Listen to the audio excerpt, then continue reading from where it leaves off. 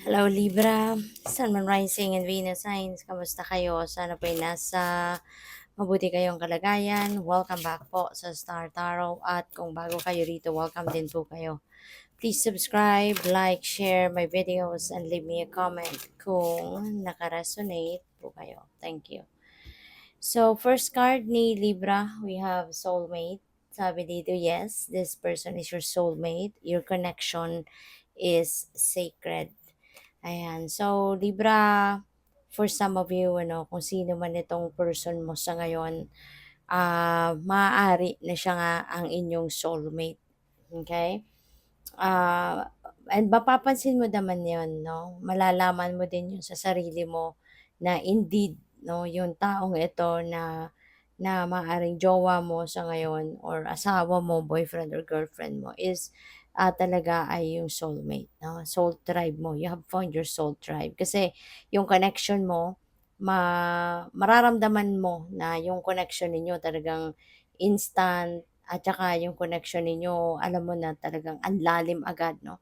Yung pakiramdam mo, unang beses pa lang kayo na nagkausap, nagkakilala, nagkaanuhan, anong tawag dito, nagkaulayaw kumbaga, talagang ramdam mo yung lalim ng connection ninyo, Kaya siguro may isip mo na parang parang nagkasama na kayo dati, parang dati na kayo magkakilala, parang matagal na kayo nagkakilala. Kasi nga, soulmate mo pala siya. Your next message is they are the one. You have already met the romantic partner you seek. Wow. So, kung sino man dito yung ah, person mo sa ngayon, na ba? Maaari, no, na nasasabi mo na siya na talaga ito. Ito na yung person mo. Ito na siya yung hinahanap mo. Ito na yung Mr. or Miss Right mo. No? So, congrats. And next message is different path. You are not on the same page with the person you have in mind. The directions you want to move into are different. Ayan. So for some of you, na kunyari, siguro single pa, 'di ba? Kung single ka pa, maaring meron kang um, minamasdan or meron kang nagugustuhan na tao, gusto mo sigurong ligawan, 'di ba? Something like that. Pero excuse me. Or pupuwede rin na kunyari ikaw yung merong manliligaw, parang yung person na iniisip mo, you know, parang iniisip mo siya kasi ina-assess mo yung connection ninyo. Kasi pupuwedeng hindi, alam mo yun, yung parang iniisip mo if magkakabagay ba kami nito, magkakasundo ba kami nito, 'di ba? Kaya siguro ina-assess mo yung tao if swak na swak or swak ito sa gusto mo, 'no? So, puwedeng gano'n. Kaya doon sa mga may nililigawan pa lang or merong liligawan pa lang or merong nanliligaw sa'yo, maaaring ito ngayon yung iniisip mo. So, you're weighing things out, tinitingnan mo kung, 'di ba, kung magiging maayos ang relationship ninyo, kung magiging magjowa kayo, kung pipiliin mo siya, 'di ba, yung gano'n. Kasi maaari, 'no, na meron kang nararamdamang kakaiba, maybe you are feeling something different or maybe nakakaramdam ka ng discomfort, 'di ba? Kapag iniisip mo siya, 'no? So, pupuwedeng gano'n ang ganap. So, tignan natin kung ano pa ang ganap. And, by the way, maraming salamat for subscribing. And if you haven't subscribed yet, subscribe na kayo. And also, maraming salamat din for not skipping the ads. Malaking bagay po yan sa akin. And also, please click the join button sa baba ng video kung gusto po ninyo na mag-join kayo sa membership. Okay? Salamat po. There is the potential for it, but it is not yet na possible to say. Kasi pupuwedeng related ito dito. Pupuwedeng iniisip mo pa, 'no? Maaaring ina-assess mo pang mabuti yung pagkatao ng taong ito, yung siguro tinitimbang-timbang mo pa kung magbabago pa kaya ito or yung pinapakita niya ba sa'yo yun talaga siya, yun ang tunay niyang pagkatao, yun ba talaga yung views niya, ano kaya yung parang gusto mo pang kilalanin kasi yung taong ito, Kaya it's still hard to say kung i-entertainin mo siya or itutuluyan mo siyang ligawan or what, no? So we have be careful what you wish for. Alam mo kung bakit? Kasi yung wishes natin, hindi natin alam. You never know. Baka yan ay magkatotoo agad-agad. So dapat handa ka. 'Di ba? Kung ano man ang i-wish mo, make sure na you are ready to accept it. You are ready to live with it.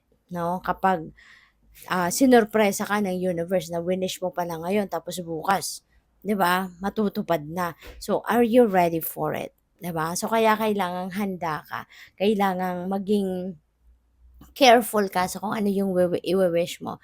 Kasi dapat alam mo, ramdam mo na handa ka na for it. 'Di ba? At saka isa din ano, mahirap ng nagugulat, 'di ba? Kasi nga 'di ba let's always remember na there are miracles. 'Di ba? And miracles do happen. Kaya kailangan na maging careful tayo. Aware tayo sa kung anong hihingi natin sa universe. Make sure na talagang handa ka for it, 'di ba? At buo na yung puso mo na tanggapin at mabuhay, no? Na na papanindigan mo kung ano man yung winish mo. Okay? So what else? Think it through. Ayan. So feeling ko related yan dito sa different path. Pag-isipan mong mabuti. Okay? Make sure na ang magiging decision mo is kung ano talaga yung makakapagpasaya sa'yo. Whatever it is that will make your heart sing, whatever it is that will make your heart sing, yun ang dapat na piliin mo. Okay? Huwag kang magdedesisyon na para sa ikakabuti ng iba or para sa ikakasaya ng iba. Dapat yung decision mo is based on kung anong makakapagpasaya sa'yo. Kasi ikaw yan eh, buhay mo yan eh. 'Di ba? So, what else?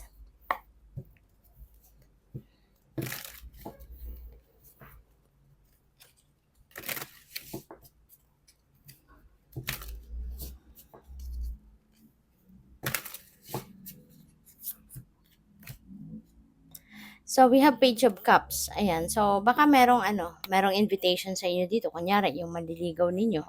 'Di ba? Or yung someone na nagkaka-interest sa iyo romantically. Baka meron ditong invitation para sa iyo. Baka makikipag-date sa iyo. Maybe this person is going to ask you out on a date or maybe aayain ka para pumunta sa mga social events, mga ganyan, family gatherings, mga ganon, no? So, what else? We have the Emperor energy. For some of you, no, ang iba siguro, baka magiging tatay na kayo.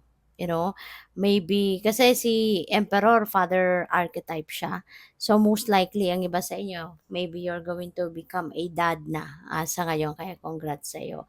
And also, for some of you naman, because Emperor is also about stability. So, baka ang iba sa inyo is going to have or maybe you're going to lay a solid foundation sa inyong relationship. Baka magsisimula kayo ngayon ng isang bagong relationship and you're going to make sure yun na yung pundasyon nito talagang matibay. Nagmamahalan kayo, nagkakaintindihan kayo as in solid, yung foundation ng inyong magiging relationship. So maybe that is what you are also going to make sure at this time.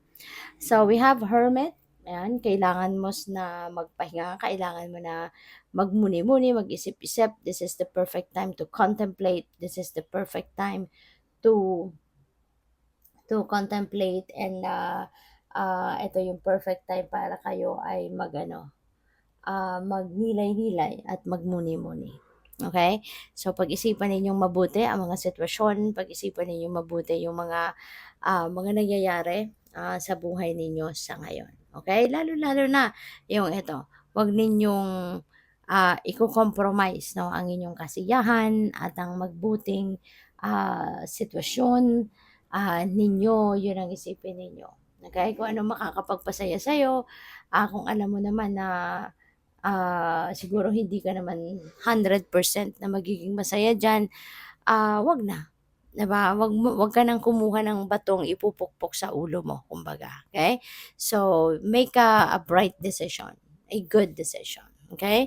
So, good luck. Thank you for watching. Have a night. Namaste.